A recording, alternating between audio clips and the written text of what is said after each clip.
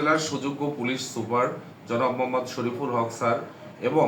বড়াইগ্রাম সার্কেলের অতিরিক্ত police super জনাব শোভনচন্দ্র ঘোষ স্যারের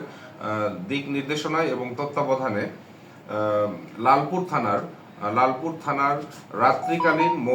মোবাইল অফিসার এসআই মাসুম সঙ্গীয় ফোর্সের সহায়তায় রাত্রিকালীন ডিউটি করাকালীন গোপন সংবাদের ভিত্তিতে জানিতে পারেন যে লালপুর উপজেলার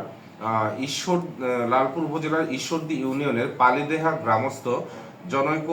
আক্কাস মেম্বারের বাড়ির সামনে লালপুর থেকে ঈশ্বরদীগামী আঞ্চলিক মহাসড়কের পাশে একটি সাদা রঙের প্রাইভেট কারে কতিপয় লোকজন ধর্তব্য অপরাধ সংগঠনের জন্য অবস্থান করতেছে। উক্ত সংবাদের ভিত্তিতে এসআই মাসুম সঙ্গীয় ফোর্সের সহ উক্ত স্থানে উপস্থিত হইলে প্রাইভেট কার থেকে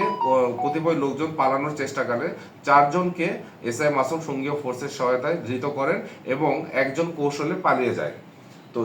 যে চারজনকে ধৃত করেন এসআই মাসুম, তাদের দেহ তল্লাশি করিয়ে তাদের হেফাজতে এবং নলেজে থাকা একটি বিদেশি পিস্তল, 10 রাউন্ড গুলি, 2টি ম্যাগাজিন সহ 6টি মোবাইল ফোন এবং সাদা প্রাইভেট কার জব্দ করেন। জব্দকৃত আলামত সহ থানায় এসে এসআই মাসুম অস্ত্র আইনে মামলা দায়ের করলে মামলা রুজু হয়। এই অস্ত্র মামলায় মাহমুদ হাসান সোনামণি, যার বিরুদ্ধে বিজ্ঞ আদালতে বিচারাধীন পূর্বের হত্যা, চাঁদাবাজি, মাদক এবং অস্ত্র সহ প্রায় 24টি মামলা বিচারাধীন রয়েছে এবং অপর একজন আসামি, যার বাড়ি রাজশাহী জেলার বাঘা থানায়, আব্দুস সামাদ, ওনার বিরুদ্ধে হত্যা, চাঁদাবাজি, অপহরণ এবং মাদক সহ